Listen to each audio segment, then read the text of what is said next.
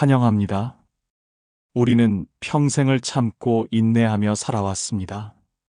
청춘에는 가족을 위해, 중년에는 생계를 위해 한 번도 온전히 내 마음을 내려놓지 못한 채 살아왔습니다. 이제야 비로소 마음 편히 쉬어야 할 황혼기에 접어들었는데 왜 주변에는 유난히 작은 일에도 불같이 화를 내는 사람들이 많은 것일까요? 그들의 갑작스러운 분노는 마치 한순간에 몰아치는 태풍처럼 평온했던 일상을 무너뜨리고 우리가 어렵게 지켜온 마음의 안정을 흔들어 놓습니다. 화가 난 사람에게 어떻게 대처해야 할지 몰라 우리는 그저 참거나 회피하기만 했습니다. 하지만 참는 것도 결국 내 마음을 갉아먹고 회피하는 것도 내 평온을 지켜주지 못했습니다.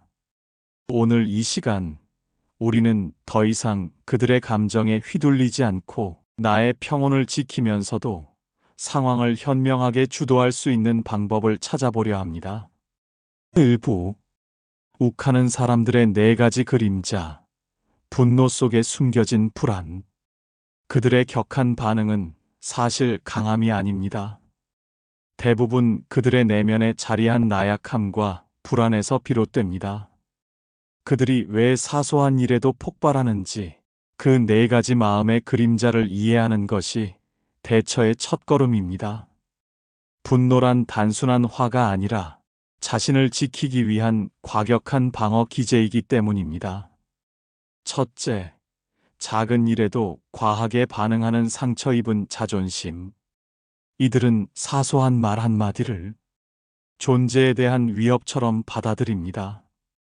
예를 들어 식탁에서 국이 조금 짜내라는 말 한마디가 누군가에게는 단순한 맛의 표현일 수 있지만 이들에게는 내가 만든 건 형편없어라는 깊은 부정처럼 다가옵니다. 평생을 성실하게 살아왔지만 나이가 들수록 사회적 위치는 줄고 가정에서도 자신이 예전처럼 필요하지 않다고 느끼는 순간이 많습니다. 이런 불안한 마음은 작은 말에도 쉽게 상처받게 만듭니다. 그 순간 그들은 공격적으로 반응하며 나를 함부로 대하지 말라고 소리칩니다. 그러나 그 외침은 사실 나는 아직 소중하다는 마음속 절규일 뿐입니다. 그들의 내면은 작은 불씨에도 온 집이 다 타버릴 것 같은 불안으로 가득 차 있습니다. 겉으로는 불같이 화를 내지만 사실은 인정받지 못할까 두려워 떠는 작은 아이의 마음과 다르지 않습니다. 둘째, 실수를 인정하지 못하고 비난하는 책임 회피. 이들은 자신의 실수를 인정하는 순간 자존심이 무너진다고 생각합니다. 예를 들어 어르신이 길을 잘못 들어 헤맸을 때 내가 길을 잘못 든 게 아니야. 내가 잘못 알려줘서 그렇지. 이렇게 화를 내며 책임을 돌립니다. 사실 그들은 단순히 길을 잃은 것이 아니라 내가 더 이상 예전만큼 정확하지 못하다는 현실을 인정하기 두려운 것입니다. 이 두려움은 본능적으로 비난의 화살을 주변 사람에게 돌리게 만듭니다. 마치 어린아이가 잘못을 들키자 울음을 터뜨리며 다른 사람을 탓하는 것과 같습니다. 그들의 화는 미숙함이 아니라 스스로의 나약함을 마주할 용기가 없어 남을 방패 삼아 숨는 몸부림입니다. 셋째, 감정 기복이 심한 통제 불능의 마음. 방금 전까지만 해도 웃으며 대화하던 사람이 순간적으로 얼굴을 굳히고 목소리를 높입니다. 이들은 자신의 감정을 스스로 다스리지 못합니다. 마치 끓어오르는 냄비의 뚜껑처럼 내면에서 쌓인 불안과 불만이 폭발하며 튀어나옵니다. 가족 모임 자리에서 손주가 이 반찬은 조금 맵네라고 말했을 때 그 순간 분위기가 얼어붙고 할머니의 표정은 돌연 굳어집니다. 본인도 모르게 감정의 파도가 솟구쳐 오르는 것입니다.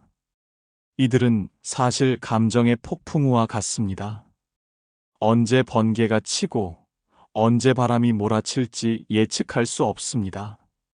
주변 사람들은 늘 긴장하게 되고 한순간의 평온도 쉽게 깨져버립니다. 넷째, 모든 것을 장악하려는 강한 통제 욕구. 이들은 자신이 계획한 대로 일이 흘러가지 않으면 극도의 불안에 빠집니다. 특히 노년기에 들어서며 자신의 영향력이 줄어든다고 느낄수록 더 강하게 통제하려 합니다. 가족 여행에서 일정이 조금만 달라져도 왜 내 말대로 하지 않느냐고 소리칩니다. 그들에게 통제권을 잃는 순간은 세상이 무너지는 것과 같은 공포이기 때문입니다. 그들의 분노는 사실 자신의 불안을 감추려는 억지스러운 무기일 뿐입니다. 그러나 그 무기는 결국 주변 사람들을 지치게 만들고 관계의 온기를 앗아갑니다. 2부, 화를 잠재우는 5가지 지혜. 감정에 휘둘리지 않는 나만의 방패. 그들의 심리를 이해했다면 이제는 그들의 분노 속에서도 나의 평온을 지켜야 합니다. 화를 잘 내는 사람과 마주했을 때 상황을 지혜롭게 주도할 수 있는 5가지 구체적인 대처법을 살펴보겠습니다. 첫째, 진정의 대신 감정 인정 후 대화 유도. 화가 난 사람에게 진정해라고 말하는 순간 그들의 화는 더 크게 타오릅니다. 이 말은 마치 불길 위에 기름을 붓는 것과 같습니다. 상대의 감정을 무시하는 것처럼 들리기 때문입니다.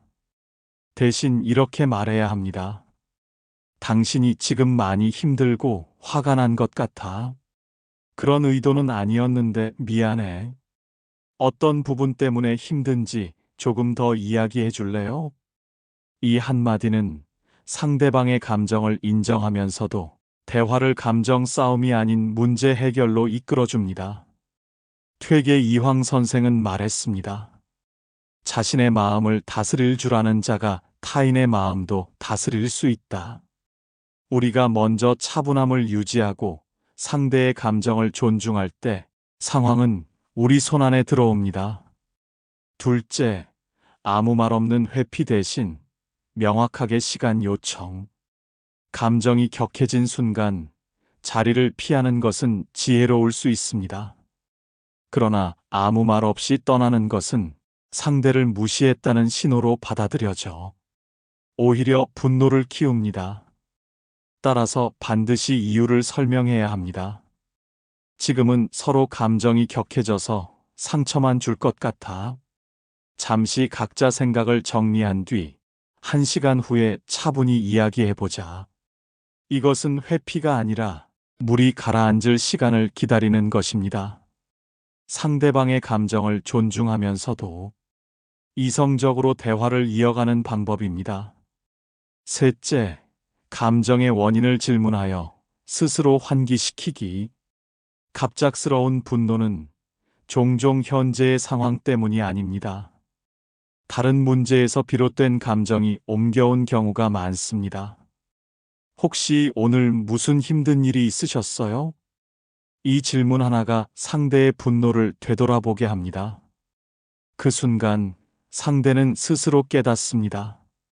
내가 지금 화를 내는 이유가 눈앞의 문제가 아니라 사실은 다른 곳에서 비롯된 것일 수 있다는 사실을. 율곡 이이 선생은 이렇게 말했습니다. 정이 격하거든 그것을 따르지 말고 깨달음으로 다스리라. 상대의 깨달음을 돕는 것이 화를 잠재우는 가장 지혜로운 방법입니다. 넷째, 감정을 인정하되 나의 경계를 분명히 설정. 상대의 감정을 무조건 받아주기만 한다면 결국 나의 평온은 지켜지지 않습니다. 따라서 분명한 경계를 세워야 합니다. 내가 화나는 건 충분히 이해해. 하지만 소리를 지르며 말하면 나도 힘들어. 내 감정을 존중하지만 선을 넘는 말은 멈춰줬으면 좋겠어. 경계를 세운다는 것은 상대방을 밀어내는 것이 아니라 관계의 건강함을 지키는 것입니다. 퇴계 이황 선생은 말했습니다. 지혜로운 자는 타인의 마음을 받아들이되 자신을 잃지 않는다. 다섯째, 감정을 인정하되 구체적인 해결책을 함께 모색. 단순한 위로나 공감만으로는 부족합니다. 궁극적으로는 현실적인 해결책이 필요합니다. 당신이 화난 건 충분히 이해해. 그럼 이 문제를 어떻게 하면 함께 풀 수 있을까? 문제를 공동의 책임으로 만들면 상대는 감정 대신 해결에 집중하게 됩니다. 율곡 이이 선생은 말했습니다. 진정한 지혜는 문제를 이해하고 그 문제를 해결하려는 데 있다. 3부. 황혼의 품격 내 마음의 평온을 지키는 힘. 사랑하는 여러분, 오늘 우리는 욱하고 화내는 사람에게 현명하게 대처하는 5가지 지혜를 배웠습니다. 이제 더 이상 주변 사람들의 분노 앞에서 무작정 참거나 억지로 져주지 마십시오. 그들의 화를 이해하되 그 분노가 여러분의 평생 쌓아온 평온을 무너뜨리도록 허락해서는 안 됩니다. 가장 훌륭한 노년의 품격은 외부의 어떤 상황에도 흔들리지 않는 내 마음의 평온을 지키는 데 있습니다.